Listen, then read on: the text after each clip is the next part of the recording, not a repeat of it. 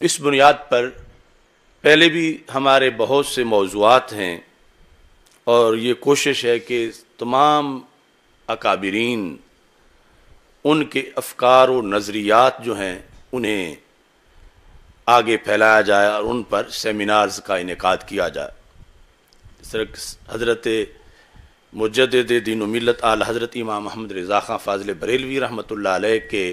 افکار پر 31 سیمینار ہم کر چکے ہیں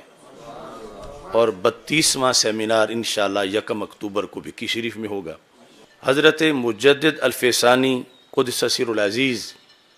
کے افکار و نظریات کے بارے میں پہلے اگرچہ کئی پروگرام کانفرنسیں منعقد ہوتی رہیں، لیکن اب باقاعدہ افکار مجدد الفیسانی سیمینارز کا بھی افتتاح کیا جا رہا ہے، اور پہلا افکار مجدد الفیسانی سیمینار جو ہے وہ انشاءاللہ 27 ستمبر کو داتا صاحب رحمۃ اللہ علیہ کے عرس کے موقع پر یہاں مرکز صراط مستقیم میں بڑے پیمانے پر اس کا انعقاد کیا جائے گا۔ 27 ستمبر، پہلے ہمارا خیال تھا 26 کا، کیونکہ عرس 26، 27 اور 28 کو ہے، تو درمیانہ جو دن ہے 27، اس میں رات کے وقت مغرب کے بعد اس کا انعقاد ہوگا۔ تو آج عقائد گنج بخش سیمینار کا یہ پہلا سیشن ہے، یعنی پہلا سیمینار،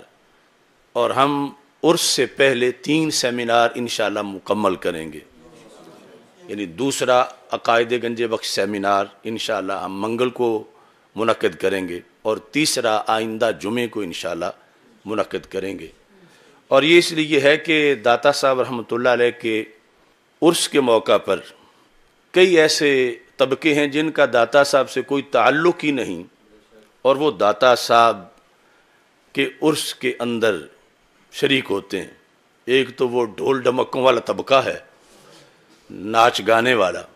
چلو وہ تو مسجد اور دربار سے باہر رہتے ہیں۔ دوسرا طبقہ، اس میں پھر 2 قسمیں ہیں، ایک تو عوام ہے، سب کا حق ہے کہ وہ حق بات آ کے سنیں، لیکن تیسرے نمبر پہ سٹیج ہے، جو عرس کی تقریبات کا مرکزی سٹیج ہے، اس میں نصف سے زائد وہ پیر بیٹھے ہوتے ہیں جو داتا صاحب سے باغی ہیں۔ ایسے خطیب، ایسے نقیب وہاں چڑھے ہوتے ہیں کہ جن کا نظریہ داتا صاحب کے بارے میں تبرعی نظریہ ہے معاذ اللہ، اور اس کی طرف کسی کا دھیان ہی نہیں۔ اب وہ شخص کتنا بیزار ہوگا کہ جس پر کفر اور بدعت کا فتویٰ لگانے والا اس کے پاس آ کے مہمان بن کے بیٹھا ہوا ہو۔ تو ہمارے عقیدہ کے مطابق اللہ کے ولی قبروں میں زندہ ہیں، اور یہ جو لوگ بدعقیدہ روافظ کی بی ٹیم، چلو روافظ تو وہ گامے شاہ میں بیٹھے ہیں، یہ بی ٹیم جو سٹیج پر آ کر بیٹھ کر اعلانیہ جن کے نظریات پورا سال داتا صاحب کے خلاف بولنا ہے، خلاف کا یہ مطلب نہیں کہ داتا صاحب کا نام لے کر جو کچھ داتا صاحب لکھ گئے اس کے خلاف بولنا ہے، اور پھر سٹیج پہ آ کے صدارت کرنا ہے یا تقریر کرنا ہے۔ تو اس بنیاد پر ہم یہ پورے ڈاکومنٹس کے ساتھ یہ حقائق سامنے رکھنا چاہتے ہیں کہ ٹھیک ہے، کسی نے سننا ہے آ کے سنیں، بیٹھے گلی میں، باہر یا عوام میں، لیکن سٹیج پر اور پھر تقریر کا حق اسے دیا جائے، صدارت وہ کرے جو داتا صاحب کے مشن کا خادم ہو اور داتا صاحب کے عقائد و نظریات پر پورا کاربند ہو۔ دوسری طرف ہمارے ملک میں ایک فتنہ اٹھا جس کا نام ہے فتنہ حویلیاں۔ فتنہ حویلیاں، اس کا بانی تو مر گیا ہے، لیکن اس فتنے نے آگے ترقی کی۔ اب اس کا یہ مطلب نہیں جو ترقی کرے وہ سچا بھی ہوتا ہے، وہ تو قادیانی بھی پوری دنیا میں پھیلتے پھرتے ہیں اور جہنمی بھی ہیں، انہیں پیسہ ملا بیرونی، اور انہوں نے درگاہوں کو خریدنا شروع کیا، اور وہ فتنہ کہ جس کے بیٹے کے خلاف کبھی ہمارے سیدوں نے جا کے مناظرے کیے، اور بالآخر آج اسی فتنے کی قبر پہ جا کے حاضری دے کے اسے خراج تحسین پیش کیا، وہاں سے جبہ لیا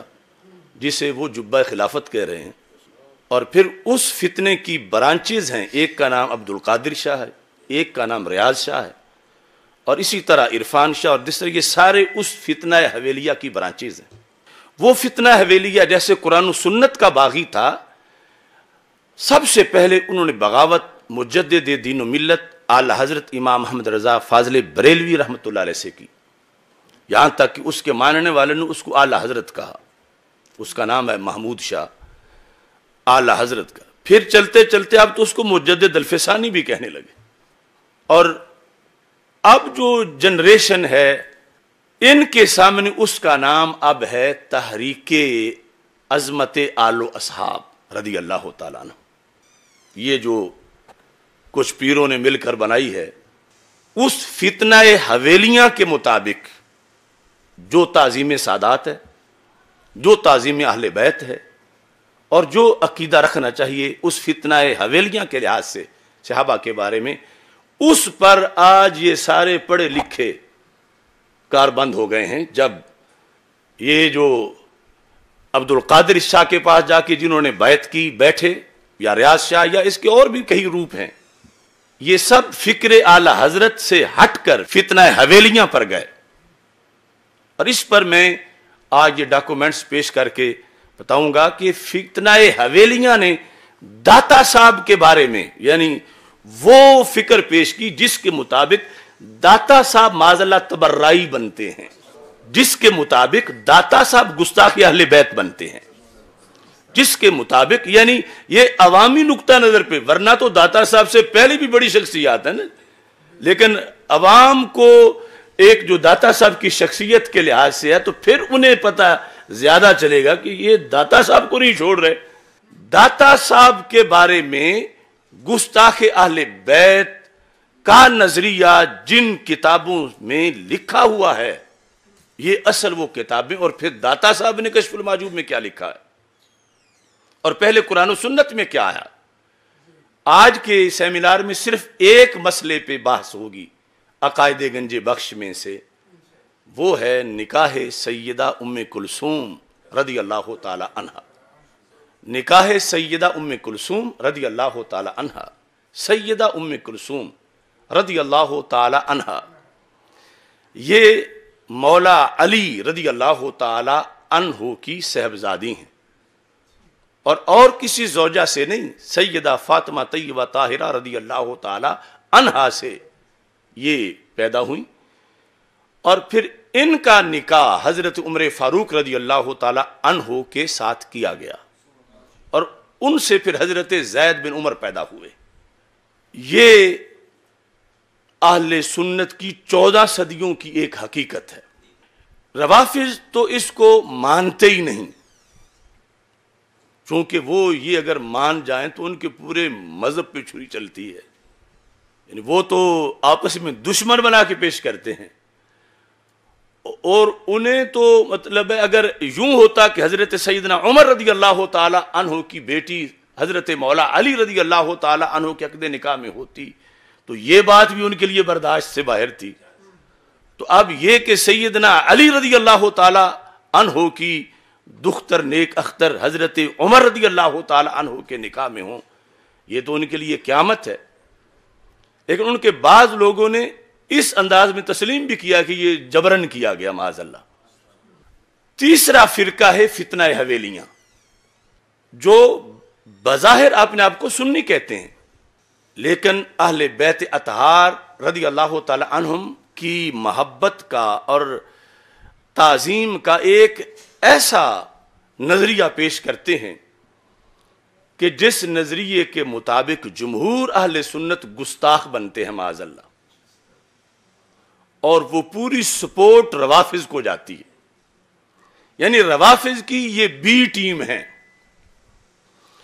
اور ان کے ذریعے سے پوری امت پر فتویٰ لگ رہا ہے، جن کے مظالم کا آج کسی کو پتہ نہیں، اور انہیں ان کے پچھلوں کو، اور پھر اب آ کے جو گر رہے ہیں وہاں جا کے گند کے اندر، یہ اس سب کا نام پھر تحریک عظمت آل و اصحاب رکھا جا رہا ہے۔ اب اس سلسلہ میں بنیادی طور پر جو مسئلہ زیر بحث آیا وہ یہ تھا کہ سیدہ کا نکاح غیر سید کے ساتھ